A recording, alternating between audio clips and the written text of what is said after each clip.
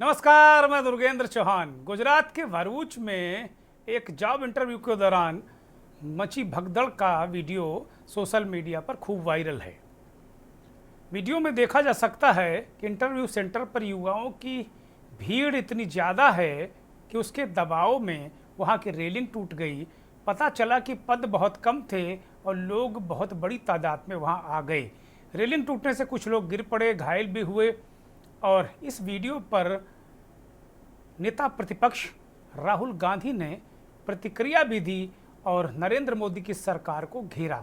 राहुल गांधी ने एक्स पर यह वीडियो शेयर करते हुए लिखा, बेरोजगारी की बीमारी भारत में महामारी का रूप ले चुकी है और भारतीय जनता पार्टी शासित राज्य इस बीमारी का एपीसेंटर बन गए हैं।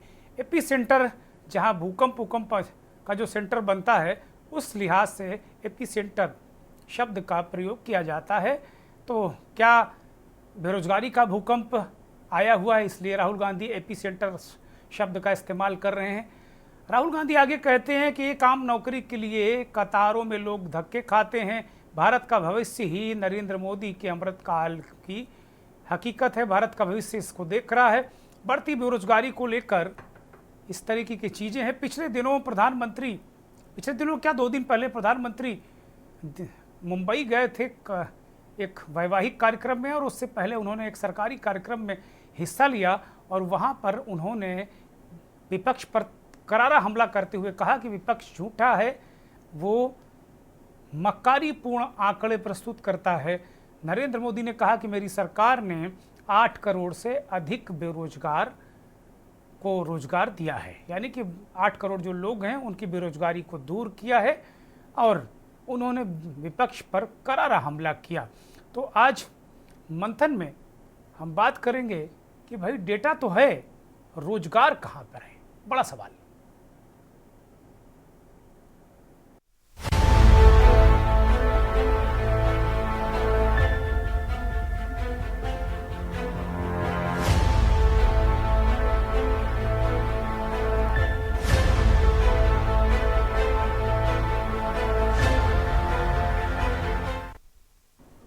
लोकसभा चुनाव के दरमियान से ही बेरोजगारी को विपक्षी दलों ने और खासतौर पर कांग्रेस पार्टी और समाजवादी पार्टी ने उत्तर प्रदेश में प्रमुख मुद्दा बनाया। और तीसरा चरण आते आते हमने खुद के न्यूज के इस मंथन कार्यक्रम में कहा था कि बेरोजगारों का बवंडर बूथों पर दिख रहा है। भारतीय जनता पार्टी को आगाह भी किया था और यहाँ तक कहा गया था कि ये बवंडर है जो बेरोजगारों का बूथों पर ये कुछ गुल खिलाएगा। चुनाव नतीजे आए, भारतीय जनता पार्टी की हार उत्तर प्रदेश में हुई, उससे बहुत सारी सीटें गंवानी पड़ी। देश में भी 400 पार के बजाय 240 पर सिमट गई और एनडीए के सहयोगियों के साथ उसने हालांकि कंफर्टेबल मेजॉरिटी में सरकार बना ली। तो बेरोजगारी एक बड़ा मुद्दा है। बार बार विपक्ष की कोशिश रहती है चुनाव के बाद से लगातार, और चुनाव परिणामों से विपक्ष है वो खासा उत्साहित है। राहुल गांधी, अखिलेश यादव बहुत उत्साहित हैं और वो लगातार महंगाई, बेरोजगारी, अग्निवीर, पेपर लीक, नीट, इस तरीके के मुद्दे जो रोजगार से, पढ़ाई से जुड़े मुद्दों को वो सामने रख रहे हैं। और यही वजह है कि जो सत्ता पक्ष है वो अपने आप को कहीं ना कहीं, जब भी सवाल पूछता है विपक्ष, तो कहीं ना कहीं सत्ता पक्ष को असहज अनुभूति होती है, या यूं कहें सत्ता पक्ष असहज होता है। चुनावों के दरमियान प्रधानमंत्री लगातार कहते रहे कि उनकी सरकार ने रोजगार दिए हैं, लेकिन ये जो 8 करोड़ का आंकड़ा चुनाव के बाद प्रधानमंत्री ने क्यों दिया? विपक्ष ये सवाल पूछ रहा है कि भाई अगर इतने रोजगार दिए थे तो प्रधानमंत्री ने चुनाव के दरमियान क्यों नहीं बार बार सभाओं में इस बात को कहा कि 8 करोड़ रोजगार हमने दिए हैं? ये बाद में उनको कहने की क्या जरूरत पड़ गई? फिर ये जो डेटा है वो क्या मिनिस्ट्री ऑफ पर्सनल के पास है क्या 8 करोड़ का डेटा? और इन जो 8 करोड़ रोजगार की बात जो प्रधानमंत्री करते हैं, इन रोजगारों का विवरण क्या है? क्या पकौड़े तलने वालों की बात की गई है? क्या रेहड़ी पटरी की बात की गई है? क्या छोटे छोटे जो कुम्हार, कहार, जो मोची, इनकी बात की गई है? क्या वो कौन सा रोजगार है जो सरकार ने दिया? ये भी विपक्ष पूछ रहा है। और वो कुछ सवाल हैं, वो आपकी स्क्रीन पर है विपक्ष के जो सवाल हैं कि भाई आरबीआई के पास ये डेटा आया कहाँ से, भी विपक्ष पूछ रहा है भाई डेटा का सोर्स बताओ। मिनिस्ट्री ऑफ पर्सनल के पास ये डेटा आया कहाँ से, ये भी जरा सोर्स बताओ। और इसके अलावा रोजगारों का विवरण क्या है, ये भी विपक्ष पूछ रहा है। तो कुल मिलाकर जो रोजगार है वो बड़ा अहम है। वो ये भी आशंका जता रहा है कहीं पकौड़े तलने वाले को रोजगार में तो नहीं शामिल किया गया है। उसे बताया गया है आरबीआई खाते खोलने को तो कहीं रोजगार नहीं बता रहा है कि जो जितने खाते खोल रहे हैं उसको मान लिया गया कि जो व्यक्ति खाता खुलवा रहा है उसको कोई ना कोई रोजगार मिल गया है, नौकरी मिल गई है। तो ये भी बड़ा सवाल है। वो बार बार विपक्ष पूछ रहा है कि भाई अगर इतना ही रोजगार दे दिया तो प्रधानमंत्री ने चुनावी सभाओं में जो 2024 का भी जो चुनाव बीता है उसमें इसका जिक्र क्यों नहीं किया। ये बहुत सारे मुद्दे हैं। रोजगारी का मुद्दा बहुत महत्वपूर्ण है और इस तरीके के मुद्दों को डिरेल करने की कोशिश बीच बीच में रहती है। जो मीडिया का विमर्श है, इस तरीके के मुद्दे कम बनते हैं, लेकिन इधर चुनाव के बाद और चुनाव परिणाम आने के बाद मीडिया भी महंगाई और बेरोजगारी पर बात करने लगा है। हालांकि आज ज़्यादातर लोगों ने उत्तर प्रदेश में भारतीय जनता पार्टी की हार के बाद वो समीक्षा हुई जिसमें बदले बदले स्वर नेताओं के नजर आए। बहुत सारे लोगों ने दबे शब्दों में योगी आदित्यनाथ और उनकी सरकार को हार के लिए जिम्मेदार ठहराने की कोशिश की। सरकार के अंदर के ही लोग, चाहे केशव प्रसाद मौर्य हों, चाहे बहुत सारे अन्य लोग हों, संगठन ने भी योगी के माथे पर ही इस हार को मढ़ने की कोशिश की। लेकिन योगी ने कहा कि भाई आप अति आत्मविश्वास में हारे हैं, ओवर कॉन्फिडेंस जिसे कहते हैं अंग्रेजी में। हम लोग लगातार इस बात को कह भी रहे थे चुनाव के दरमियान कि बीजेपी कहीं ओवर कॉन्फिडेंस में तो नहीं है। योगी ने आज जो कल समीक्षा बैठक हुई उसमें योगी ने इस बात को कहा कि ये आप अति आत्मविश्वास में हारे। आत्मविश्वास अच्छा है लेकिन अति आत्मविश्वास घातक है, उसी वजह से हारे। इसके बाद अब मीडिया सवाल उठाने लगा कि भाई ये अति आत्मविश्वास किसे था, किसके कहने पर ये कार्यकर्ताओं ने, नेताओं ने पाल लिया, किसके नारे पर पाला। ये भी बहुत सारे सवाल उठ रहे हैं, पड़ते दर पड़ते उठ रही हैं, उधेड़ी पड़ते दर पड़ते उधेड़ी जा रही, तो तरह तरह की बीमारियां निकल कर आ रही हैं। एक साथ बहुत सारे विधायकों से जिन्हें योगी विरोधी खेमे का माना जाता है, वो उनसे बहुत सारी बातें वो कह रहे हैं या कहलवाई जा रही हैं। मीडिया इस तरीके का विमर्श भी आज पूरे दिन चलाता रहा। लेकिन इन सब विमर्श के बीच रोजगार एक बहुत अहम विषय है, तो आज हम इसको लेकर आए हैं और एक रिपोर्ट आपके नजरे इनायत है। देखिए, ये जो तस्वीर आप देख रहे हैं, ये तस्वीर कहीं और की नहीं बल्कि खुद पीएम मोदी की जन्मस्थली माने जाने वाली गुजरात की है। गुजरात के भरूच के अंकलेश्वर की ये तस्वीरें हैं। इस तस्वीर में आप साफ तौर पर देख सकते हैं कि बेरोजगार युवाओं की एक लंबी लाइन लगी है। आलम यह है कि भीड़ इतनी ज्यादा है कि युवाओं के खड़े होने की जगह तक ना बची और अपनी बारी का इंतजार करते करते बैरिकेड्स पर चढ़ गए और देखते ही देखते धड़ाम हो गए। युवाओं की दशा ऐसी इसलिए है क्योंकि उनके पास नौकरी नहीं है। गुजरात का ये वीडियो सोशल मीडिया पर वायरल हो रहा है। इस वायरल वीडियो को लेकर अब विपक्ष भी सरकार को घेरने में लगी हुई है। इसी के साथ विपक्ष का ये कहना है कि जिस तरह से धड़ाम होती है वीडियो सोशल मीडिया पर वायरल हो रही है, इसी तरह बेरोजगार युवाओं के साथ रोजगार भी धड़ाम होता नजर आ रहा है। दरअसल पूरा मसला ये है कि भरूच के अंकलेश्वर में एक प्राइवेट कंपनी में नौकरी के लिए इंटरव्यू देने हजारों की भीड़ उमड़ी थी। मीडिया रिपोर्ट्स के मुताबिक 5 पदों की वैकेंसी के लिए करीब 1000 युवकों ने आवेदन किया। 10 स्थानों पर आयोजित इंटरव्यू में भारी संख्या में युवा शामिल हुए, जिसके चलते स्थिति बेकाबू हो गई। वैकेंसी रासायनिक उद्योग में शिफ्ट प्रभारी और प्लांट ऑपरेटर सहित कई पदों के लिए योग्यता वाले उम्मीदवारों की मांग की गई थी, लेकिन व्यवस्थाएं धड़ाम हुई और बेरोजगारी सरेआम हो गई। वहीं राहुल गांधी ने इसी वीडियो को शेयर करते हुए लिखा, बेरोजगारी की बीमारी भारत में महामारी का रूप ले चुकी है और भाजपा शासित राज्य इस बीमारी का एपिसेंटर बन गए हैं। वहीं राहुल गांधी ने आगे लिखा कि एक आम नौकरी के लिए कतारों में धक्का खाता भारत का भविष्य ही नरेंद्र मोदी के अमृतकाल की हकीकत है। वहीं रोजगार पर पीएम मोदी एक कार्यक्रम में 8 करोड़ के रोजगार देने की बात कर रहे हैं। जरा आप भी सुनिए।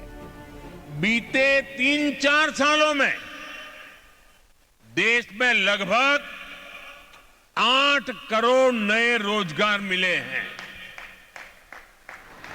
इन आंकड़ों ने रोजगार को लेकर झूठे नैरेटिव गढ़ने वालों की बोलती बंद कर दी है।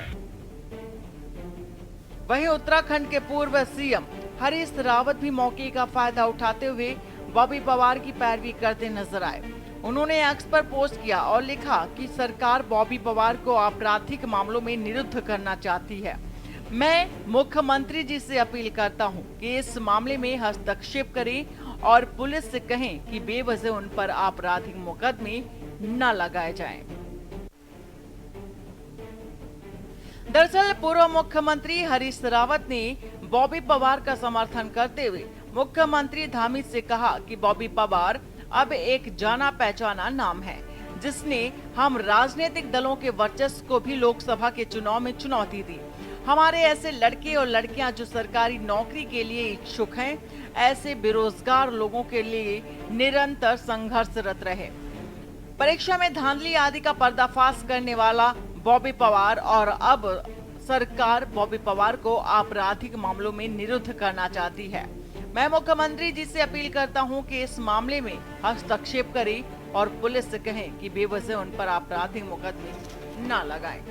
अब अगर असल आंकड़ों की बात करें तो centre for monitoring Indian economy यानी कि CMIE के मुताबिक जून 2024 तक भारत की बेरोजगारी दर 9.2% है। वहीं विपक्ष 8 करोड़ रोजगार पर सवाल उठा रहा है और कह रहा है कि अगर सच है तो मोदी जी ने चुनाव में यह आंकड़ा क्यों नहीं बताया। RBI के पास ये डाटा कहां से आया और मिनिस्ट्री ऑफ पर्सनल के पास ऐसा डाटा है क्या? साथ ही विपक्ष ने ये भी कहा कि इन रोजगारों का क्या विवरण है। कहीं पकौड़े तलने वाले रोजगार की चर्चा तो नहीं की गई या RBI खाते खोलने को रोजगार तो नहीं बता रही। फिलहाल सवाल जवाब तो होते रहेंगे, पर असल में रोजगार कब मिलेगा ये एक बड़ा सवाल बनकर ही रह गया है, जिस पर किसी ने भी ध्यान देना जरूरी तक नहीं समझा है। स्पेशल डेस्क ये न्यूज इंडिया। सवाल यही कि डेटा तो है, लेकिन रोजगार है क्या जमीन पर? अगर है तो फिर ये हल्ला क्यों मच रहा है, प्रदर्शन क्यों हो रहा, धरने क्यों हो रहे हैं? एक जॉब के लिए इतने सारे लोग पहुंच जाते हैं, कहीं रेलिंग टूट जाती, कहीं छत टूट जाती है, क्या चल रहा है? कुल मिलाकर रोजगार एक बहुत अहम विषय है। मुझे लगता है कि सरकार को भी साफ साफ ही बताना चाहिए कि भाई हम इतना कर सकते, इतना नहीं कर सकते। इसमें पक्ष हो या विपक्ष हो, वोट देखने के बजाय युवाओं का भविष्य अगर देखा जाए तो मुझे लगता है कि ज़्यादा बेहतर होगा। हमारे साथ मेहमानों का पैनल एक जुड़ा हुआ है। विवेक मिश्रा कांग्रेस के नेता हैं, जुड़ गए हैं, बहुत स्वागत। अमरदीप त्रिपाठी बीजेपी के प्रवक्ता हैं, वो भी जुड़ गए हैं, बहुत धन्यवाद त्रिपाठी जी। मोहित गर्ग वरिष्ठ पत्रकार हैं। महेंद्र सिंह दिल्ली से जुड़े हैं, बहुत जाने माने वरिष्ठ पत्रकार विश्लेषक हैं। सभी मेहमानों का बहुत स्वागत, धन्यवाद और आभार। चर्चा शुरू करेंगे महेंद्र सिंह से। महेंद्र सिंह, आज विषय तो सिर्फ और सिर्फ राजनीति है। हम देख रहे हैं सुबह से यूपी का मसला चैनलों में, वेबसाइट्स में छाया हुआ है कि भाई योगी जी के खिलाफ एक लॉबिंग हो रही उत्तर प्रदेश को लेकर और उन्हें हटाने की एक पृष्ठभूमि तैयार की जा रही, कारण एक फाइल बन रही है। इस तरीके की ध्वनि मुझे चैनलों में, अखबार की जो वेबसाइट हैं वहाँ दिख रही है। लेकिन चूँकि आज हम लोग इस मुद्दे को लेकर आए हैं तो इससे धारा के विपरीत वाला मुद्दा कह सकते हैं, लेकिन मेरी नज़र में बड़ा महत्वपूर्ण मुद्दा है, बड़ा मौजूद मुद्दा है, क्योंकि 2 दिन पहले प्रधानमंत्री ने कहा कि विपक्ष ने जो झूठ नैरेटिव सेट किया है, विपक्ष के मुंह पर एक तमाचा जैसा है। ये तमाचा शब्द का प्रयोग तो उन्होंने नहीं किया, लेकिन ये करारा जवाब है विपक्ष का। तो मुझे लगा कि चूँकि बार बार महंगाई, बेरोजगारी, पढ़ाई लिखाई, कमाई, सिंचाई, दवाई, इन मुद्दों को बहुत सारे मुद्दे ढकेलते हैं या उनके जरिए कोई और इन मुद्दों को किनारे करता है, मूल मुद्दों को। तो आज हम सब ने यही निर्णय लिया, किसी मुद्दे पर रहते हैं। रोजगार को लेकर प्रधानमंत्री जी का वक्तव्य आपने सुना, पढ़ा भी होगा। उन्होंने कहा कि 8 करोड़ रोजगार हमने दिए हैं, सृजित किए हैं हाल में। जमीन पर तो महेंद्र जी बड़ी गंभीर स्थिति दिख रही है और विपक्ष बहुत सारे सवाल उठा रहा है कि भाई ये मिनिस्ट्री ऑफ पर्सनल का डेटा है, आरबीआई ने कहाँ से डेटा निकाल दिया, क्या खाते खोलने को लेकर क्या आप रोजगार मान रहे हैं, बहुत सारे सवालात विपक्ष के हैं। और राहुल गांधी ने तो एक लंबा चौड़ा, उसको हम भयंकर कहेंगे, एक्सपोस्ट कर दिया है। महेंद्र जी जी, बड़ा अच्छा मुद्दा उठाया आपने। और निश्चित तौर पर अभी जिस तरीके से बयानबाजी आ रही है उसको एक आंकड़ों के नजरिए से अगर देखा जाए तो एक बड़ी संस्था है centre for monitoring Indian economy, उसने जो डेटा जून का जारी किया है उसमें 9.2% अनएम्प्लॉयमेंट रेट है। प्रधानमंत्री जी 8 करोड़ की बात कर रहे हैं, लेकिन प्रधानमंत्री जी ये नहीं बताया कि कितने लोगों की डिमांड थी रोजगार मांगने के लिए। उनमें से हमने 8 करोड़ को रोजगार दिया है, वो भी ऑर्गेनाइज सेक्टर के में कितने लोगों को रोजगार दिया गया है, ये बहुत सवाल है। क्योंकि जो हमारी एम्प्लॉयमेंट मांगने की जो सरकारी आंकड़ा है 15 साल से 64 साल के बीच में, जिसको कहा जाता है कि ये वर्केबल एज है, इन यही लोगों को गिना जाता है रोजगार के मामले, उसमें 972 यानी 97 करोड़ 972 मिलियन 972 मिलियन इंडियन्स हैं जिनको रोजगार चाहिए। उसमें 90 करोड़ों में अगर देखा जाए तो 97 करोड़ 97 करोड़ लोग जो हैं जिनको रोजगार चाहिए। अब इसमें से जो 2023 में रोजगार मिला था वो आंकड़ा है 152 मिलियन यानी 15 करोड़। 15 करोड़ लोगों को सरकार और गैर सरकारी यानी जो प्राइवेट उन लोगों ने रोजगार दे पाया। ये टोटल आंकड़ा बनता है जो 25% जो ऑर्गेनाइज सेक्टर में दिया गया, जिसमें से अगर इस आंकड़े को देखा जाए तो मात्र 14 मिलियन सरकारी नौकरी मिली, 14 मिलियन। अब आप ये सोचिए कि सरकार ने, प्रधानमंत्री ने जो कहा है 8 करोड़ रोजगार दिए, तो आप जो कह रहे हैं कि क्या ये पकौड़ा वाले रोजगार दिए हैं, क्या ये जो खेतों में अभी धान की रोपाई चल रही है वो वाले रोजगार भी जोड़ लिए हैं क्या, या जो ये चुनाव हुए, चुनाव में बहुत सारे लोगों को रोजगार मिलता है, रैली में आते हैं, वो वाले रोजगार जोड़ लिए क्या, कौन से रोजगार जोड़ लिए जो कि 8 करोड़ आया, और कितने लोग अभी लाइन में हैं जिनको मिलना चाहिए। बहुत बड़ा मुद्दा है, बेरोजगारी बहुत ज्यादा है और पिछले महीने के मुकाबले इस महीने जून में और बेरोजगारी बढ़ी है। ये आंकड़े जो तमाम संस्थाएं काम करती हैं इस पर, इस तरीके के आंकड़े इकट्ठे करती हैं, उनके आंकड़ों को अगर देखा जाए तो 40-45 साल में सबसे ज्यादा बेरोजगारी हिंदुस्तान में अभी है। अब ये बड़ा सवाल है कि इसमें से सरकार जो दे पाती है रोजगार वो किन सेक्टरों में देती है, अगर इसको बाकायदे बाइफरकेट करके बताए कि ये प्राइवेट जॉब इतने मिले हैं या सरकारी जॉब इतने मिले। अब सरकारी जॉब का हम लोगों को अगर आप देख रहे हो तो जो रेलवे की अभी बात हुई थी, जब रेलवे की दुर्घटना हुई थी, उसमें ये कहा जा रहा था कि लाखों पद तो भी रेलवे के खाली। हाँ, 2.25 लाख तो टेक्निकल पद खाली है, 2.25 लाख टेक्निकल पद खाली हैं। भर्ती हो रही है, धीरे धीरे हो रही, जितनी जरूरत है उतनी नहीं हो रही है। और इसके अलावा टीचर्स की भर्ती देख लीजिए, इसके अलावा बैंकिंग सेक्टर में भर्ती देख लीजिए। आज ही अभी बात हो रही थी 2 घंटे पहले, चीफ मैनेजर है हमारे एक मित्र, वो कह रहे थे कि वर्कलोड इतना ज्यादा है, भर्तियां हो नहीं रही और सारे काम संभालने हैं सबको।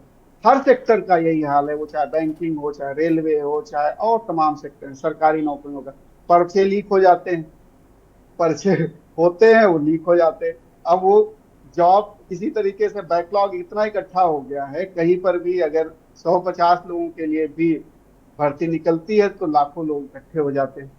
अब अगर इतनी ज्यादा एम्प्लॉयमेंट दिया जा रहा है तो ये भीड़ जो सड़क पे हमें दिखती है वो नहीं दिखनी चाहिए। पैमाना तो यही रहेगा ना कि लोग जो हैं, जब आप निकालते हैं वैकेंसी तो वहां पर इतनी भीड़ ना दिखे, उन जगहों पर इतनी भीड़ ना दिखे, तब माना जाएगा कि रोजगार आप दे रहे हैं। अब ऐसे कुछ भी कह देना जिसको आंकड़े के रेफरेंस के साथ आप नहीं दे रहे हैं, तो वो आंकड़े एक सिर्फ चुनावी सभा के तौर पर तो ठीक है, लेकिन जब आप इकोनॉमी की बात लेकिन करते हैं मयंक तो सिंह वहां वो तो पर चुनाव के बाद प्रधानमंत्री जी आंकड़े दे रहे हैं। अब ये बात दीगर है कि महाराष्ट्र में उन्होंने बयान दिया है, महाराष्ट्र में चुनाव आने वाले हैं, तो हो सकता है उसका कोई मंतव्य हो, लेकिन ये तो चुनाव के बाद विपक्ष तो पूछ रहा है कि भाई अगर इतना बढ़िया काम किया तो लोकसभा के चुनाव में आपने क्यों नहीं बताया। ये बड़ी बात है। बिल्कुल जी, मैं भी बिल्कुल जुड़ गया हूँ। जहां पर आंकड़े बताने चाहिए थे और अपने काम के लिए मांगने चाहिए थे वोट, वहां पर हमें नहीं दिखा। हमें आपको कभी किसी भाषण में ये नहीं दिखा कि हमने इतने रोजगार दिए, हमें और हम आगे आने वाले समय में और रोजगार देंगे। बाकायदे डेटा जारी करवाना चाहिए था मिनिस्ट्री से कि इस मिनिस्ट्री में इतने रोजगार मिले, इस मिनिस्ट्री में इतने रोजगार मिले। कम से कम केंद्र सरकार के आंकड़े तो जारी ही कर सकते थे, हाँ, और लेकिन जहां जहां बीजेपी की सरकार है वहां के भी आंकड़े जारी करते, तो एक जी ट्रांसपेरेंसी आती और लोग शायद कन्विंस होते।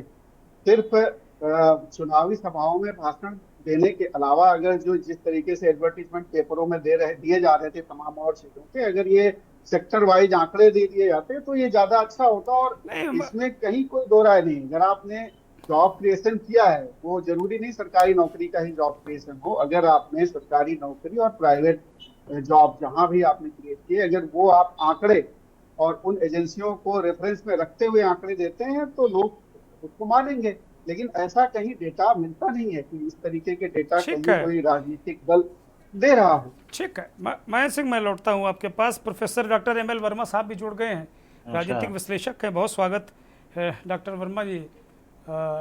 ये बड़ा अहम विषय है। अमरमणि त्रिपाठी से जरा एक जवाब ले लेते हैं, फिर मैं बाकी मेहमानों के पास जाता हूँ। अमरमणि त्रिपाठी भाई, आंकड़े तो बड़े जबरदस्त हैं। 8 करोड़ रोजगार सुनकर बड़ा अच्छा लगता है कि हमारो लड़केवा नौकरी पा जाइए ये बार, लेकिन डिपार्टमेंट ऑफ पर्सनल। लेकिन स्थिति ये है कि डेटा है, डेटा से जो जमीनी हकीकत मैच नहीं कर रही, जैसे कि भीड़ हो रही है, तमाम चीज़ें हो रही। फिर बहुत सारे जो प्रश्न अभी हमने विपक्ष की जानिब से उठाए हैं, वो विपक्ष भी कह रहा है कि भाई ये कहाँ का डेटा है, कहाँ से ले आए, कौन सा रोजगार है, क्या मसला है। तो ज़रा इसको आप स्पष्ट करिए। और मेरा निवेदन है आपसे भी, आपकी सरकार से भी, कि ठीक है सरकारें सारी नौकरियां दे भी नहीं सकती क्योंकि इतने सारी चीज़ें नहीं होती, तो कम से कम युवाओं को स्पष्ट बता दिया जाए कि भाई देखो अब जरा धंधा पानी में ध्यान रखो, ज़्यादा नौकरी मत करो। अमरदीप त्रिपाठी जी जी जी चौहान साहब, पहला नंबर तो हम लोगों को देखना है देश के अंदर आज के डेट में व्यापार और सरकारी नौकरी करने वाले लोगों की जो संख्या 58.5 करोड़ है, जिसमें सिर्फ 1.5 करोड़ लोग सरकारी नौकरी करते हैं। और जो आरबीआई ने आंकड़ा पेश किया है वित्तीय वर्ष 2023-24 में 4.5 करोड़ लोगों को रोजगार से जोड़ा गया है, और 2018 से 2022 का अगर आंकड़ा लेंगे तो प्रतिवर्ष 2 करोड़ लोगों को रोजगार देने का कार्य किया गया है, जो कि 2018 से लेकर 2024 तक 16 करोड़ लोगों को रोजगार से भारत के अंदर जोड़ा गया है। अब रही बात विपक्ष की, विपक्ष को संविधान में भी भरोसा नहीं है। प्रधानमंत्री जी कौन से 8 करोड़ की बात कर रहे हैं? अमरदीप, ये अभी जो हाल में मुंबई में उन्होंने कहा, ये कौन से 8 करोड़ हैं? वो 16 करोड़ से अलावा है, किसी में शामिल हैं? बिल्कुल इसी में शामिल है। और जो है विपक्ष को हम कोई भी डेटा अगर प्रस्तुत करने का कार्य करते हैं तो विपक्ष का काम है सिर्फ बरगलाना और विरोध करना, सत्ता पार्टी का नहीं, विपक्ष का देखिए, मैं स्पष्ट कर दूं, अमरदीप त्रिपाठी मैं स्पष्ट कर दूं, विपक्ष और पत्रकार उसका काम है छिद्रान्वेषण करना। आपकी जो सरकार है उसका छिद्रान्वेषण करना। आप लोग बुरा मान जाते हो, पत्रकारों का भी और विपक्ष का भी। हमारा विपक्ष का यही काम है कि आपकी कमियां निकालें। अब बोलिए अब आप बोलिए। कमियां निकालना विपक्ष का काम है, बहुत अच्छी बात है, विपक्ष में रह के कमियां निकालना चाहिए राहुल गांधी जैसे लोगों का। लेकिन तीसरी बात, जो भारतीय जनता पार्टी एनडीए की सरकार, देश की जनता ने चुना, 79% लोग भारतीय जनता पार्टी और एनडीए को पसंद करते हैं देश के अंदर, तो कुछ तो भारतीय जनता पार्टी का अच्छे कार्य है। सारे कार्यों की बुराई करना, और अभी महेंद्र सिंह जी कह रहे थे, बड़ी अच्छी बात इन्होंने कही है कि 16 करोड़ इन्होंने बताया, आंकड़ा बताया कि 15 करोड़ लोगों को नौकरियां तो मिली है, ये सत्य है, पार्टी के अंदर है। लेकिन कम से कम हम व्यक्तिगत रूप से इस बात को जरूर कहेंगे कि देश में 15-16 करोड़ नौकरियां मिली हैं 2018 से, लेकिन इस देश की आबादी 140 करोड़ है, जिसमें 50 50% से ज्यादा युवा रहते हैं और नौकरियों की आवश्यकता ज्यादा है। इस समय वास्तविकता ये है कि ज्यादा तौर पर ये जो आज भीड़ दिखाई दे रही है देश के अंदर, जो एक पोस्ट निकलता है 20 लोग आते हैं, 50 लोग आ जाते हैं। हमारे देश की आबादी युवाओं की इतनी ज्यादा है, तो रोजगार जितना मिलना चाहिए उस स्तर पर जरूर आज 16 करोड़ मिला, हो सकता है अगर पैमाना निकालेंगे तो 40 करोड़ लोगों को जरूरत होगी। 40 करोड़ युवाओं को रोजगार की जरूरत है, रोजगार से जोड़ने की जरूरत है, जो आज 16 करोड़ पे है। लेकिन भारतीय जनता पार्टी की सरकार दिन प्रतिदिन, जैसे 2023-24 में 4.5 करोड़ पहुंचा है, तो आने वाले समय में जल्दी से जल्दी जो है ज्यादा से ज्यादा रोजगार से युवाओं को जोड़ने का कार्य किया जाएगा। ठीक है अमरदीप, मैं आता हूँ। कांग्रेस के नेता हमारे साथ जुड़े हुए हैं, विवेक मिश्रा। विवेक मिश्रा, वो कह रहे हैं कि भाई आपके नेता राहुल गांधी, जो नेता प्रतिपक्ष भी हैं भारत के, वो इस बात को मतलब एक्सेलरेट क्यों करते हैं? उनकी सरकार काम तो कर रही है, रोजगार तो दे रही है, कहाँ से दे देगी भाई? डिमांड ज़्यादा है, नौकरियां उतनी है नहीं, तो अब सर्जित कर रहे हैं, काम कर रहे हैं। देखिए, काम तो वो बहुत कर रहे हैं जी। काम तो 18 घंटे करते हैं, और 18 घंटे काम करते हैं तो उन काम की तो बात ही नहीं है। और फिर देखिए, वो तो चुनावी मोड में रहते हैं, वो तो कहते ही हैं। तो महाराष्ट्र में उन्होंने बयान दिया, देखिए चौहान जी, तो महाराष्ट्र में उनका बयान को बहुत गंभीरता से नहीं लेना चाहिए। वो तो प्रधानमंत्री हैं, वो तो अपने को अवतारी अविनाशी भी कहते हैं, तो वो तो कुछ भी कह सकते हैं। ये पहली बार देश में हो रहा है कि इतने प्रधानमंत्री हुए कि प्रधानमंत्री अपने को जो चाहे वो बोल देता अपने है। अभी संसद में आपने देखा था जब सत्र पहला चला कि क्या क्या उन्होंने बोला, कोई मुद्दे की बात नहीं करी। तो इस तरह प्रधानमंत्री जी तो कुछ भी कह सकते हैं, वो आंकड़े मतलब उनको नहीं है, उनको मतलब है। और देख लिए चौहान जी, मैं इस चैनल के माध्यम से आपसे कह रहा हूं कि उन्होंने महाराष्ट्र में इतना बड़ा ये झूठ बोला है 8 करोड़ का, और आप देखिएगा महाराष्ट्र में भाजपा बुरी तरह हारने जा रही है। उनके इस बयान से जो उन्होंने शुभारंभ किया है चुनावी भाषण का, ये इसका कोई भी असर नहीं पड़ने वाला है। देश का युवा उनके झूठ को जान चुका है कि ये इस तरह की बातें करते रहते हैं। चीन के बारे में बात हो, चाहे आप देखिए सबसे बड़ा प्रमाण देखिए अभी अपने बनारस के क्षेत्र में कि किस तरीके से उनकी इतनी बातों का वहां असर, वहां के लोगों ने भरोसा नहीं किया इनके ऊपर। शुरुआती राउंड में बराबर हारते रहे, प्रत्याशियों को खड़ा करने से मना किया गया कि उनकी जीत का अंतर बढ़ सके, और मात्र 1.5 लाख वोट से तब जीत पाए वो। तो ये उनकी विश्वसनीयता तो खत्म हो चुकी है। देखिए, तो अभी इन बातों का कोई भी असर नहीं पड़ने वाला है वोटरों पे, और देश की जनता और खास तौर से युवा जिस तरीके से परेशान हुआ इन 10 सालों में है, वो आने वाले दिनों में विधानसभा के चुनाव में इसका आपको असर देखने को मिलेगा और भाजपा की करारी हार होगी। ठीक है, मुझे एक ब्रेक लेना है, मैं ब्रेक पर जा रहा हूँ। वास्तव में बेरोजगारी एक बड़ा मुद्दा है, और सरकारें सारे लोगों को रोजगार दे भी नहीं सकती, ये भी बात सही है। लेकिन कम से कम मेरा निवेदन है, सरकार हो या विपक्ष, कम से कम युवाओं को गुमराह ना करें। ये बड़ा महत्वपूर्ण विषय है, गुमराह मत करिए, उन्हें बता दीजिए कि भाई हम आपके लिए ये कर सकते हैं।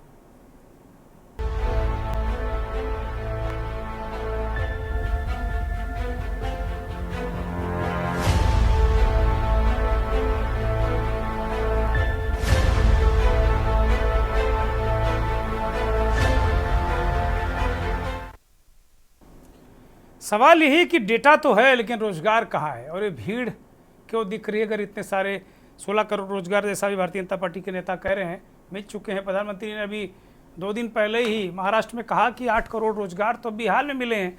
उसके बाद इतनी मारामारी, इतना क्यों हल्ला मच रहा है, और विपक्ष क्या ये नैरेटिव बना रहा है? ये बड़ा सवाल है। प्रोफेसर डॉक्टर ML वर्मा साहब हमारे साथ जुड़े हुए हैं, राजनीतिक विश्लेषक हैं, सोशल साइंटिस्ट भी हैं। प्रोफेसर वर्मा, क्या स्थिति, क्या परिस्थिति, ऐसा जो डेटा है और ज़मीनी चीज़ें मैच नहीं कर रही हैं? प्रोफेसर वर्मा, अनम्यूट करिए, हम सुन नहीं पा रहे हैं वर्मा जी आपको। हेलो, हाँ बोलिए बोलिए बोलिए।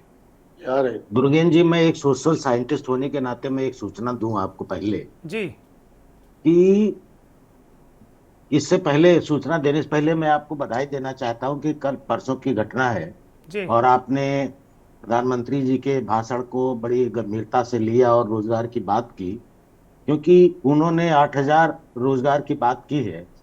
और शायद आपको मालूम होगा कि काश अगर यही डेटा उनके पास अगर इलेक्शन से पहले होता जी तो शायद ये विपक्षियों को एक अस्त्र वो न मिला होता कि रोजगार कहाँ है, रोजगार कहाँ है। 2 करोड़ रोज हर साल रोजगार देने को कहा था, लेकिन नहीं मिल पाया। जी जी उसमें तो चूक गए प्रधानमंत्री जी। जी दूसरी चीज, मैं आपको एक सूचना देना चाहता हूँ एक सोशल साइंटिस्ट के नाते, जी कि हिंदुस्तान में पहले एक गवर्नमेंट पब्लिकेशन की 2 डेटा निकलते थे, सूचनाएं निकलती थी। जी एक तो जिसको इंडिया कहते हैं, जिसको हिंदी में कहते थे भारत, जी तो इंडिया के संदर्भ में सारी डेटा होती थी। जी और एक दूसरा था इंडियन इकोनॉमिक सर्वे। जी वो पिछले 8 सालों से अब वो उसका पब्लिकेशन बंद हो गया, गवर्नमेंट पब्लिकेशन होता था।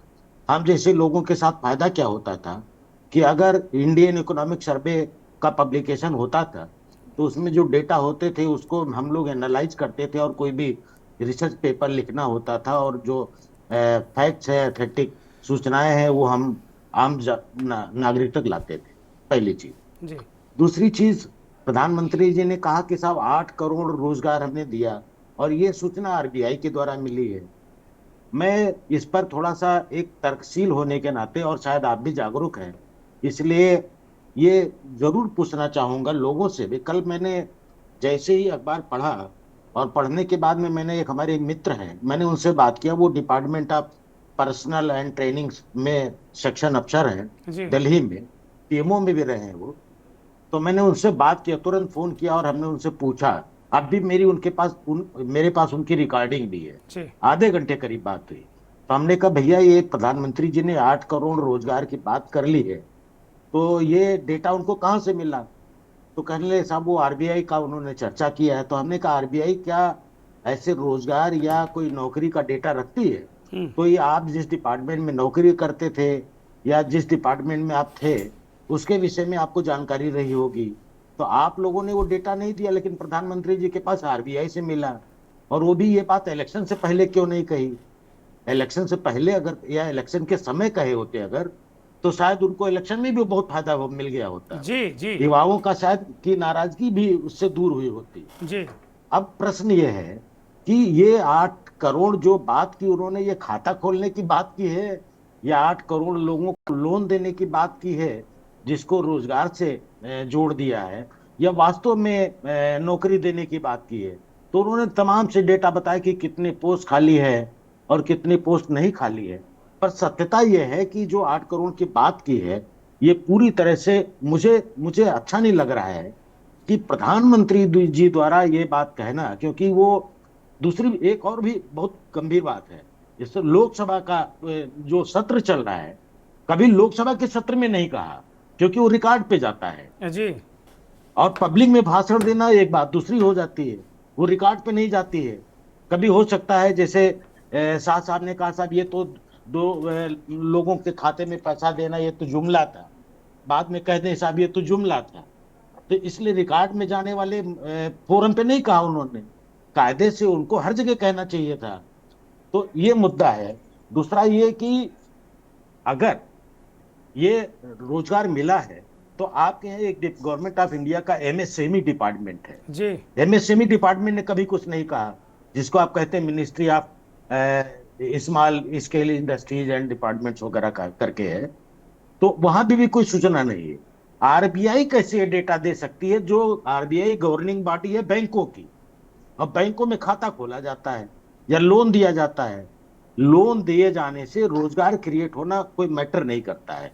अगर हम यूपी में देखें, हम चारों तरफ भ्रमण भी करते हैं, तो हमने तो कहीं नहीं देखा कि साहब कहीं कुछ युवाओं को कुछ नया काम करने के लिए, कहीं कोई छोटी मोटी इंडस्ट्री लगाने के लिए, कोई फैक्ट्री लगाने के लिए कहीं उन्होंने शुरू किया हो और वो अपने आप से स्वरोजगार में भी आ गए हों या नौकरी में आ गए हों। तो ये बहुत गंभीर मुद्दा है। महाराष्ट्र में कहा है, महाराष्ट्र में चुनाव होने जा रहा है, प्रधानमंत्री जी द्वारा, क्योंकि देश के प्रधानमंत्री हैं, उनके लिए चुनाव कोई मैटर नहीं करता है। देश की कोई भी बात कही जाएगा तो पूरी तरह से ऑथेंटिक होनी चाहिए, और मुझे इस पे संदेह है दुर्गेंद्र जी। जो आपकी जो सारी बातें आप कर रहे हैं हमारी स्क्रीन पर चल रही, देखिए जो सवाल आप उठा रहे हैं वो विपक्ष भी सवाल उठा रहा है। दुर्गेंद्र जी, मैं आपको बधाई देना चाहता हूं कि आप एक बहुत ही शानदार और दमदार पत्रकार है कि आपने परसों की सूचना को सुना और तर्क के आधार पर आपने आज उसको अपने स्क्रीन पे लिया। ये बहुत बड़ी बात है, क्योंकि आज के समय में पत्रकारिता भी बिक गई है, कहने की हिम्मत भी होनी चाहिए, और आपने किया, इसके लिए मैं आपका सलाम करता हूँ। नहीं नहीं, बहुत सारे भी हैं वर्मा जी, बहुत सारे ऐसे लोग हैं जो कम से कम नहीं, साहस हैं, करते लेकिन- हैं। आपको लेकिन प्रणाम, कम आप बचे हैं। नमस्कार, बहुत बहुत प्रणाम आपको। भारतीय जनता पार्टी के नेता के पास मैं जाऊंगा, अमरदीप त्रिपाठी जी। चूंकि अमरदीप त्रिपाठी बड़े संजीदा नेता हैं और गंभीर नेता, मुझे एक इम्प्रेशन है इनके बारे में कि गंभीर नेता हैं। अमरदीप त्रिपाठी जी, बड़ी महत्वपूर्ण बात professor doctor M L Verma साहब ने उठाई है, और वो कोई एम एल वर्मा साहब कोई नेता नहीं है, एक सोशल साइंटिस्ट हैं, राजनीतिक विश्लेषक हैं, बहुत पढ़े लिखे व्यक्ति हैं। वो एक एनालिस्ट भी हैं, एक जो डेटा एनालिस्ट की भूमिका होती है उसको भी वो करते हैं। बहुत सारी बातें तर्कों और उसके आधार पर कह रहे हैं। वो कह रहे हैं आरबीआई कौन सा डेटा कलेक्शन करता है रोजगार का, वो क्या हो सकता है आप लोगों के मुताबिक? बिल्कुल, आरबीआई ने डेटा क्या दिया है? आरबीआई जो है डेटा प्रस्तुत जो किया है कि भाई हमारे यहाँ इतने अकाउंट खुले हैं, इतना ट्रांजैक्शन हुआ है, उस बिहाफ पे आरबीआई ने इस बात को रखा है कि जो है 16 करोड़ लोग 2018 से 2024 तक वर्क फोर्स के जरिए जुड़े हैं। जो ट्रांजैक्शन होता है, जो उसके बाद में इनकम टैक्स लोग प्रधानमंत्री भरते जी ने हैं। तो 8 करोड़ की बात की। नहीं, 2018 से मैं बता रहा हूँ, मान लीजिए प्रधानमंत्री जी ने अभी 8 करोड़ की बात की। अमरदीप पुराने डेटा को भी जोड़ रहे हैं, लेकिन प्रधानमंत्री ने कहा कि हाल में अपने 8 करोड़ दिए हैं रोजगार, उस पर चर्चा भी हम लोग करें। बोलिए अमरदीप। से लेकर 2024 तक तो जिस प्रकार से खाते खुले हैं, ट्रांजैक्शन हुआ है, इनकम टैक्स लोग भर रहे हैं, तो पूरा डेटा कलेक्ट करके आरबीआई ने इस चीज को प्रस्तुत किया और बाकायदा लिखा है कि वर्क फोर्स के जरिए लोग जो है 16 करोड़ लोग 2018 से लेकर 2024 तक लोगों को रोजगार मिला है। अब विपक्ष बैठा हुआ है, विपक्ष का कहना है सरकारी नौकरी मिलेगा तो हम उसको रोजगार कहेंगे। अरे भाई साहब, मैं बार बार कह रहा हूं कि देश में 140 करोड़ लोग लाते हैं, 50% जो है देश के युवा हैं। आप इस बात को समझिए, 1.5 करोड़ लोग सिर्फ देश में सरकारी नौकरी करते हैं, 58 करोड़ लोग रोजगार से जुड़े हुए हैं। लोगों को रोजगार से जोड़ना आज जरूरत है। लोगों को सरकारी नौकरी कितनी मिलती है ये बहुत महत्वपूर्ण विषय नहीं है। अगर जो है 50% लोग आज देश के अंदर युवा है, लोगों को ज्यादा ही रोजगार में जोड़ने की जरूरत है, चाहे प्राइवेट नौकरी से हो, व्यापार से हो, किसी भी तरीके से जोड़ा जाए। और कांग्रेस की बात करते हैं, कांग्रेस ने अगर आज हम 10 साल पहले अगर देखेंगे, 10 साल से भारतीय जनता पार्टी की सरकार इस देश में है, लोगों को नए अभी 1.25 लाख स्टार्टअप जो है इस देश के अंदर लगे हैं, नए नए रोजगार का सृजन हो रहा है। अगर ये कांग्रेस ने 20 साल पहले जो लंबे समय तक कांग्रेस पार्टी ने इस देश पे राज किया, अगर इनका लंबा विजन रहा होता, इन्होंने इसको प्रॉपर वे में प्लान किया होता, तो शायद आज जो लाइनें लग रही हैं, ये लाइनें आपको देखने के लिए अच्छा, इसके लिए भी कांग्रेस, नेहरू जी। अरे भाई अमरदीप त्रिपाठी, वादा आप लोग करते हो 2 करोड़ रोजगार का, अब ये मत कहना कि नेहरू जी ने ऐसा नहीं किया। नेहरू जी ने जो किया उनको उसका फल मिला, इंदिरा जी ने जो किया उसका फल मिला, राहुल गांधी जो कर रहे हैं उसको उनका फल मिलेगा, और मिला भी है इस चुनाव में। ये बात से बिल्कुल हम सहमत नहीं हैं। भाई आप मान लो कि कोई किसी बैंक में खाता खुलवाता है, वो ट्रांजैक्शन करता है तो उसको रोजगार मिल गया, ये कौन सी बात है?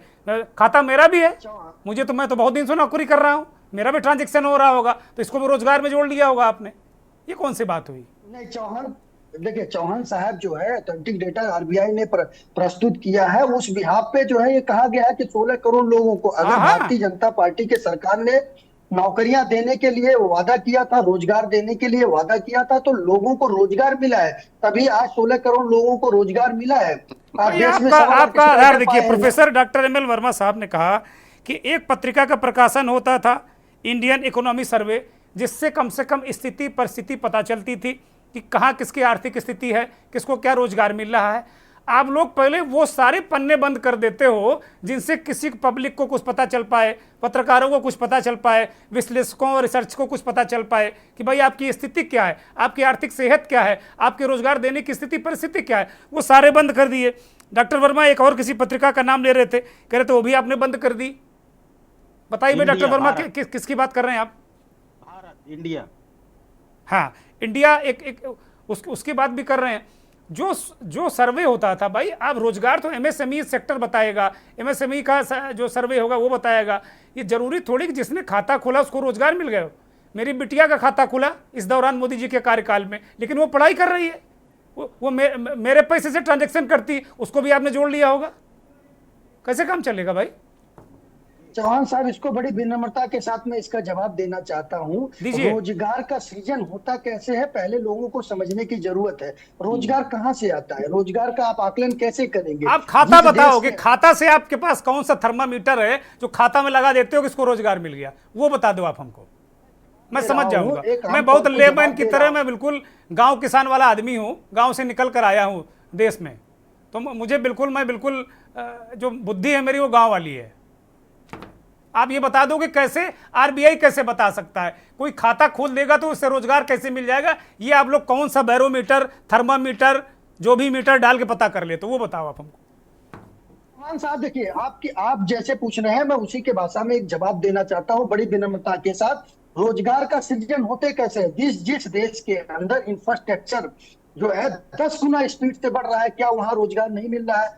भारत में के अंदर 10 साल पहले जो इंफ्रास्ट्रक्चर का स्पीड थी और आज की स्पीड में कम से कम 10 टाइम की स्पीड से बढ़ोतरी हो रही है, तो क्या रोजगार नहीं मिल रहा है? ये आम तौर पे अगर आप सोचेंगे, आप भी गांव से आए होंगे, हम भी गांव से आए होंगे, अगर सामान्य ज्ञान की बात करेंगे तभी हम लोगों को समझ में आ रहा है। और देश ये सिद्धांत बता रहे हो आप, प्रैक्टिकल नहीं बता रहे हो। ये सिद्धांत है कि ऐसा हुआ तो ऐसा होता होगा। इसे वर्मा जी किताबों में सिद्धांत भी पढ़ाते हैं और प्रैक्टिकल भी करते हैं। ये छात्रों को सिद्धांत भी पढ़ाते हैं, उसका प्रैक्टिकल नहीं बताते हैं। हमारे पेशे में, पत्रकारिता में छात्र आते हैं, वो प्रेस लॉ पढ़कर आते हैं, वो तो पता चीजें पढ़ के आते हैं। जब हमारे न्यूज रूम में आते हैं तो उनको पता चला उनको कुछ नहीं आता, तो उनको हम पढ़ाते हैं। तो सिद्धांत और जमीनी हकीकत में अंतर होता है। सिद्धांत, आप सिद्धांत बता रहे हो, हम सहमत हैं सिद्धांत से, लेकिन जमीनी हकीकत तो देखो भाई। अमीर अमीर है, गरीब गरीब है, बढ़ती जा रही खाई। इस रिपोर्ट की तरफ आप क्यों नहीं देखते हो? चौहान साहब, ये जमीनी हकीकत है कि देश के अंदर 10 साल के अंदर जो है 10 गुने स्पीड से इंफ्रास्ट्रक्चर बढ़ा है। चाहे आप जो है रोड की बात कर लीजिए, सड़क की बात कर लीजिए, चाहे एयरपोर्ट की बात कर लीजिए, रेलवे की बात कर लीजिए, आप चाहे जो है अन्य विभाग की बात कर लीजिए। जिस क्षेत्र में आप जाएंगे 10 साल पहले कांग्रेस के सरकार में और 10 साल एनडीए और भारतीय जनता पार्टी के सरकार में 10 टाइम स्पीड से काम हो रहा है। ठीक है, मैं जवाब ले लेता हूँ। अमरदीप त्रिपाठी, मैं जवाब लेता हूँ। अमरदीप, मैं जवाब लेता हूँ। विवेक मिश्रा, बताइए, आप लोगों ने कोई काम किया नहीं। अगर आप लोग योजनाएं बनाए होते तो आज अमरदीप त्रिपाठी की पार्टी और इनकी सरकार, इनके प्रधानमंत्री को, मतलब प्रधानमंत्री जी तो हम सबके हैं, काम नहीं करना पड़ता इतना ज्यादा, और देश कहां से कहां चला जाता। अब उनको कम से कम 2048 तक आपको रखना ही होगा, तभी डेवलपमेंट होगा। चौहान जी, ये तो भाजपा के लोग हैं। आपने देखा होगा कि कोरोना काल में WHO ने कहा कि वॉरियर्स की तारीफ करी तो आपने सपोर्ट किया, और वही WHO ने जब कहा कि 50 लाख लोग कोरोना से मरे हैं तो वही WHO प्रधानमंत्री जी ने उसको खराब बता दिया। तो ये तो अपनी सुविधा की बातें करते हैं। दूसरी बात देखिए चौहान जी, नहीं, सीधा सवाल जो सीधा पूछ रहे हैं कि भाई आपकी सरकारें, अगर कांग्रेस की सरकारें पहले काम करती तो आज दिक्कत नहीं होती, रोजगार सृजित हो रहा होता। नहीं, और नहीं चौहान जी, मैं आ रहा हूं, वर्मा जी की बात को मैं दोहरा रहा हूं कि मैं आपको साधुवाद देना चाहता हूं कि जिस बेबाकी से आपने ये मुद्दा उठाया, जिस बेबाकी से आप बात कर रहे हैं, मैं और भी चैनल्स में बैठता हूं, लेकिन ये वास्तव में वर्मा जी की बात को मैं डिटो कर रहा हूं कि आप साधुवाद में आपको दे रहा हूं। ये बहुत अच्छा आपने मुद्दा उठाया। ये देखिए, WTO ने आज 2-3 साल पहले ये बात कही थी कि इंडिया में यहाँ पे डेवलपमेंट विदाउट, जो विकास हो रहा है बगैर रोजगार के हो रहा है, रोजगार विहीन विकास। अब ये WTO को भी खराब बता देंगे। ये जो कहते हैं उसको आप सही मानिए, बस खाली ये अपने को अवतारी कह दें, अविनाशी कह दें, सब आप मानिए, और जनता को बिल्कुल बेवकूफ समझते हैं ये। तो आज इस बात की जो आप बात कह रहे हैं, ये आंकड़े इनके जनता यकीन नहीं करने वाली है। बात देखिए आप, एक मोटी बात है, डॉक्टर के पास जब मरीज जाता है, रिपोर्ट दिखाता है, तो मरीज, डॉक्टर कहता है कि हमें मरीज दिखाइए, क्योंकि मरीज देखने के बाद उसकी फिजिकल कंडीशन से हमें जमीनी बात मालूम होती है। आज आप आंकड़े कुछ भी कह लीजिए चुनाव जीतने के लिए, लेकिन जमीनी हकीकत उससे आप इनकार नहीं कर सकते हैं। वो चीख चीख के बयां कर रही है कि आज देश में 45 साल से मुकाबले सबसे ज्यादा बेरोजगारी दर बढ़ चुकी है। युवाओं के बीच में जिस तरीके से आक्रोश है, आप उनको आंकड़ों से नहीं झुठला सकते हैं। ठीक है, आप डिबेट में बैठ के बात कर सकते हैं, लेकिन देश के युवाओं में जो आक्रोश है, जो देश के युवाओं में आज मुद्दे की बात करने को लेके भी आक्रोश है, आप नौकरी भी नहीं दे पा रहे हैं और उसके बाद आप मुद्दे से गुमराह भी कर रहे हैं। और रही बात चौहान जी, एक और बता रहा हूं मैं, जो जिस विकास की बात कर रहे हैं, आप देखिए, जो आपने कांग्रेस की जो बात करी, कांग्रेस ने कुछ किया नहीं। अगर कांग्रेस ने कुछ नहीं किया तो आज ये जो ओला की सेल लगाए बैठे हैं और बेच रहे हैं, ये कहां से बेच रहे हैं? आज चंद लोगों, मुट्ठी भर लोगों की जो कैपिटल है उसको आप दिखा रहे हो कि 5 ट्रिलियन में हो रहा है। WTO ने इसीलिए कहा है कि यहाँ पे रोजगार विहीन विकास हो रहा है। ठीक तो है, आप चंद लोगों की पूंजी को दिखा के। ठीक है विवेक मिश्रा, मैं जवाब लेता हूं अमरदीप से। अमरदीप वो कह रहे हैं कि भाई आप चंद लोगों का विकास करके पूरे भारत का विकास नहीं कर सकते। अखिलेश यादव ने भी लोकसभा में इस बात को उठाया है कि भाई कुछ लोगों के विकास के आंकड़े पूरे देश का मानक नहीं है। WTO भी कहता है और ये सत्य भी है कि भाई कुछ लोगों का विकास हो सकता है कि हमारा और आपका विकास इतना इतना हो गया हो, लेकिन बाकी लोगों का विकास तो होना चाहिए ना। तो उस विकास को दिखा के हम अपना चेहरा रंग पोत के सुंदर बना सकते हैं, लेकिन जमीनी हकीकत को तो भी देखना होगा ना अमरदीप जी। चौहान साहब जी। चौहान साहब, इसका मैं जवाब देना चाहता हूँ। इस बोलिए। देश में अगर राहुल गांधी का विकास नहीं हुआ, राहुल गांधी का कांग्रेस का विकास नहीं हुआ, तो इसका मतलब ये नहीं है कि देश की जनता का विकास नहीं हुआ। आज देश के अंदर 75% भाई वो WTO का हवाला दे रहे हैं, राहुल गांधी WTO नहीं है। के सरकार से खुश है, भारतीय जनता पार्टी के सरकार से खुश है। और जो कह रहे हैं अभी मिश्रा जी कह रहे थे कांग्रेस के प्रवक्ता कि विकास हो रहा है विदाउट जो है रोजगार हो रहा है, ये पॉसिबल नहीं हो सकता है। इकोनॉमिक्स अगर पढ़े हो, विकास किसी देश का डेवलपमेंट WTO तभी कह होता रहा है है जब वहां पे कि कांग्रेस के जब आंकड़े वहां नहीं पर है। कह रहे हैं रोजगार होता है। WTO की रिपोर्ट सीधा- निकाल कर देख लो। वो कह रहे हैं कि WTO रिपोर्ट जब डिबेट के बाद जाना अमरदीप तो देख लेना, पढ़ लेना, हमको भी मैसेज कर देगा। अगर गलत बोल रहे होंगे तो मिश्रा जी से ऑन स्क्रीन बात करेंगे अगली डिबेट में फिर हम। दूसरी बात, जो कोविड की बात कर रहे हैं, देश पूरे दुनिया के अंदर भारत ने कोविड में जिस प्रकार से सराहनीय कार्य किया, ये पूरे कोविड की तरफ नहीं ले जा रहे हैं आज। अब कोविड पे चर्चा ही नहीं है, आज फोकस रहेंगे रोजगार पे फोकस रहेंगे। महेंद्र सिंह, मैं आपके पास आ रहा हूं। ये भारतीय जनता पार्टी का अपना पक्ष है, उनको रखने का अधिकार है, हमने इसीलिए उनको बुलाया है। कांग्रेस पार्टी का अपना पक्ष रखने का है। लेकिन एक बात विवेक मिश्रा कह रहे हैं कि भाई WTO कह रहा है कि आप रोजगार विहीन विकास कर रहे हैं, अब वो इंफ्रास्ट्रक्चर पे अपनी पीठ थपथपा रहे हैं। महेंद्र सिंह, बिल्कुल। दरअसल रोजगार दो तरीके का है और WTO इसी पे कहता है कि कुछ एक स्थायी रोजगार भी है जिसमें परमानेंट हो, ये नहीं 2 महीने 3 महीने 10 दिन 15 दिन के लिए रोजगार, वो रोजगार कोई रोजगार नहीं है। WTO उस पर ज्यादातर फोकस करता है और उस पर होना भी चाहिए फोकस कि आप स्थायी रोजगार दीजिए। स्थायी रोजगार का मतलब है कि सरकारी नौकरियां जो हो वो स्थायी हो, प्राइवेट नौकरियां जो हो वो स्थायी हो। अभी आउटसोर्सिंग पे सरकारें चल रही हैं, जहां देखो वहां आउटसोर्सिंग। कहीं 30 दिन के लिए काम मिल रहा है, कहीं 15 दिन के लिए काम मिल रहा है, कहीं 2 महीने के लिए, कहीं 4 महीने के लिए, कहीं 6 महीने के लिए। रोजगार में काउंट वो भी हो जाता है, जो आंकड़े आते हैं कि कितने, अब तो ये हो गया कितने रोजगार दिवस दिया, जैसे मनरेगा में जॉब मिलता है वो भी एक रोजगार बना देते हैं, कितने दिवस हमने रोजगार दिया, एम्प्लॉयमेंट।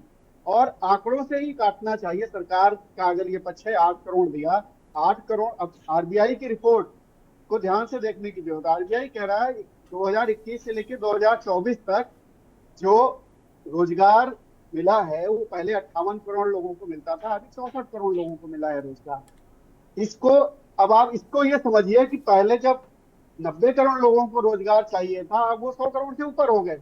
अगर परसेंटेज में देखेंगे तो कहाँ आंकड़े जा रहे हैं। बात इसकी होनी चाहिए, नंबर बड़े अच्छे लगते हैं लुभावने 8 करोड़, लेकिन ये देखना चाहिए 40 करोड़ को रोजगार मिला नहीं, 8 करोड़ को रोजगार मिल गया जिसको आप कह रहे। ये बड़ा फोकस ये है कितनों को रोजगार नहीं मिला और उसका परसेंटेज निकालिए। जब आप परसेंटेज पे जाते हैं तो आंकड़े सही आते हैं। ऐसे नंबर कोट कर देना आप, 140 करोड़ की पॉपुलेशन है जिसमें 100 करोड़ वर्केबल पॉपुलेशन है, 100 करोड़ को रोजगार मिलना चाहिए, 64 करोड़ को रोजगार मिल रहा है, RBI ये कह रही है, तो बाकी को क्यों नहीं मिल रहा? सवाल बड़ा ये है। और जो 64 करोड़ को रोजगार मिल रहा है वो रोजगार क्या मिल रहा है, जिसमें से 1.4 करोड़, जिसको 14 मिलियन कहेंगे, 1.4 करोड़ सारी स्टेट गवर्नमेंट और सारी केंद्र सरकार, मिला के साल भर में रोजगार दे पाते हैं। 1.5 करोड़ लोगों को सारी सरकारें मिला के रोजगार दे पाती हैं। ये देखने वाली बात है कि आप रोजगार कहाँ पर दे रहे हो।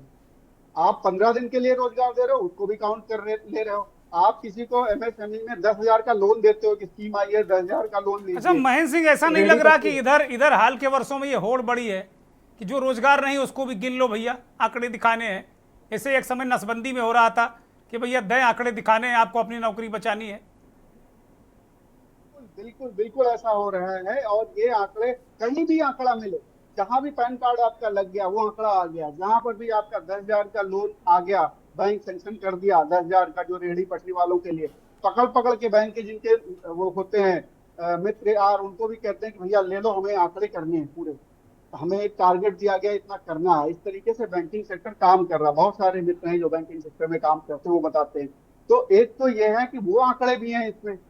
तो जिन सारे आंकड़ों को अगर प्रोसेस किया जाए तो पता चलता है कि ये अभी जो हमारे पास जो बेरोजगारी की दर है, जो एम्प्लॉयमेंट मिलना चाहिए, वो अभी हमारे पास 9% से ऊपर है अनएम्प्लॉयमेंट की दर।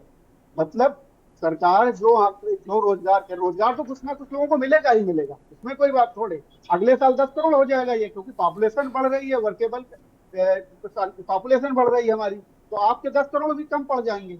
परसेंटेज में तौलिए कि कितने परसेंटेज रोजगार आपने पिछले साल के मुकाबले दिए, तो पिछले साल के मुकाबले कमजोर है, स्थिति डाउन जा रहा है। इसी को कहते हैं कि हमारी जो अर्थव्यवस्था है वो उतने रोजगार सृजित नहीं कर पा रहे हैं। कहीं ना कहीं कोई काम तो करेगा ही करेगा, प्राइवेट सेक्टर हो या सरकारी सेक्टर हो, तो उससे बात नहीं बनेगी। आप आंकड़े जो ऑथेंटिक आंकड़े हैं उसको परसेंटेज में लेकर के आइए। 8 करोड़ 9 करोड़ 10 करोड़ मत बोलिए, 8 करोड़ मान लिया, 8 करोड़ मिले 3 साल में, 8 करोड़ रोजगार मिला, ठीक है। कितने को नहीं मिला, वो भी तो गैप बढ़ रहा है ना। अगर पिछले साल 35 करोड़ था तो इस बार 38 करोड़ हो गया, वही अगले साल वो 40 करोड़ हो जाएगा, क्योंकि वर्केबल फोर्स बढ़ रही है। तो आंकड़ों को रिलेटिवली देखा जाता है, आंकड़ों को इस तरीके से नहीं देखा जाएगा कि 8 करोड़ दे दिया रोजगार। तो ये भी एनालिसिस करने की जरूरत है हम लोगों को।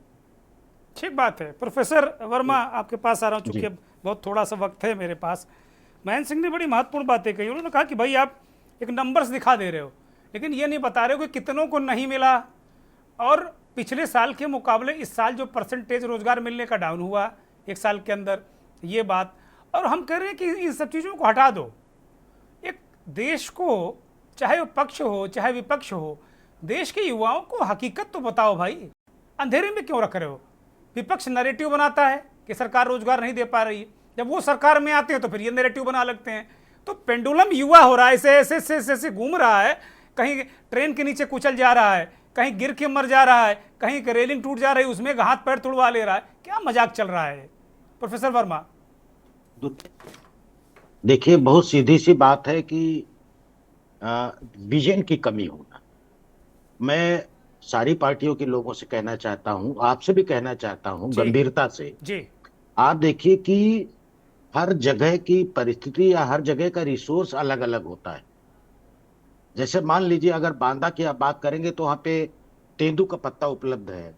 उन जगहों की बात करेंगे जहां पर लकड़ी उपलब्ध है, जहां पर सागौन उपलब्ध है। उन जगहों की बात करेंगे जहां पर आलू ज्यादा पैदा होता है। उन जगहों की बात करेंगे जहां पे दाल ज्यादा पैदा होती है। उन जगहों की बात करेंगे जहां पर गेहूं ज्यादा पैदा होता है। तो एक विजन की कमी यह है कि सरकार ने अभी तक कौन सी योजना बनाई जिसके आधार पे कि कहां पर किस रिसोर्स की जरूरत है, उस विजन की जरूरत है, और वहां कोई हम ऐसा काम कराएं जिससे लोग उस रोजगार पे जुड़ सकें या उस काम में भागीदारी अपना सकें। जैसे मैं जाता हूं श्रावस्ती की तरफ, और इधर बांदा में भी हमारे मित्र हैं, तो वो सब कहते हैं कि साहब हमारे तेंदू का पत्ता होता है, और तेंदू के पत्ते से एक लाभ ये हो सकता है कि अगर हम पत्तल बनाने का और ये सब चीजों का छोटा व्यवसाय कर लें तो बहुत अच्छा कर सकते हैं। तो ऐसा कोई गवर्नमेंट ने कोई विजनरी अप्रोच नहीं अपनाया है, ना कोई ऐसा कार्य किया है, ना कोई ऐसा कार्य के लिए उन्होंने एफर्ट्स किया है कि लोगों को रोजगार मिलने लगे। ऐसा तो नहीं कि हम दिल्ली को चलना शुरू करें और गोरखपुर पहुंच जाए। हर चीज का रिसोर्स हर जगह अलग अलग, समय और परिस्थिति अलग होती है। तो उस रिसोर्स के आधार पर आपको कोई योजना बनानी चाहिए। बिना विजन के हम तरक्की नहीं कर सकते हैं। और जहां पर हिंदुस्तान में युवाओं के डेटा बढ़ने की बात है, निश्चित रूप से देखिए, आप इस संख्या को कम नहीं कर सकते, लेकिन इसका मतलब ये नहीं कि हम काम नहीं करेंगे। हमें तो काम करना है जी। और जीविका का साधन चाहिए, जी खाली नहीं घूमना है। जी तो खाली हमें काम करने के लिए रिसोर्स चाहिए, और कहाँ पे कौन सा काम हो सकता है वो उसके लिए स्थान बताएगा। उस स्थान के आधार पे हमें विजन बनाना होगा, जो गवर्नमेंट का काम है, लेकिन बहुत- ये है नहीं। जी जी तो हम ये कह सकते हैं कि विजनरी नहीं है बस। बहुत शुक्रिया प्रोफेसर वर्मा, विवेक मिश्रा, अमरदीप त्रिपाठी, महेंद्र सिंह, बहुत धन्यवाद, बहुत आभार उन दर्शकों का जो के न्यूज़ को देखते हैं, हमारे साथ इस खास कार्यक्रम मंथन में जुड़ते हैं। Professor doctor M L Verma और सभी जितने हमारे पैनलिस्ट थे, उन्होंने इस बात को कहा कि विजन ठीक होना चाहिए। जिस इलाके में जिन चीज़ों से रोजगार पैदा हो सकता है उस तरह की चीज़ें होनी चाहिए, एक कार्य योजना बनाई जानी चाहिए। मांग तो बढ़ेगी रोजगार की और दिनों दिन बढ़ेगी और भयंकर होती जाएगी, लेकिन इसके लिए एक विजन की जरूरत है। विजन क्या है और अगर है तो वो विजन नीचे तक क्यों नहीं उतर पा रहा है, इस पर चिंतन और मंथन की जरूरत है। बहुत धन्यवाद।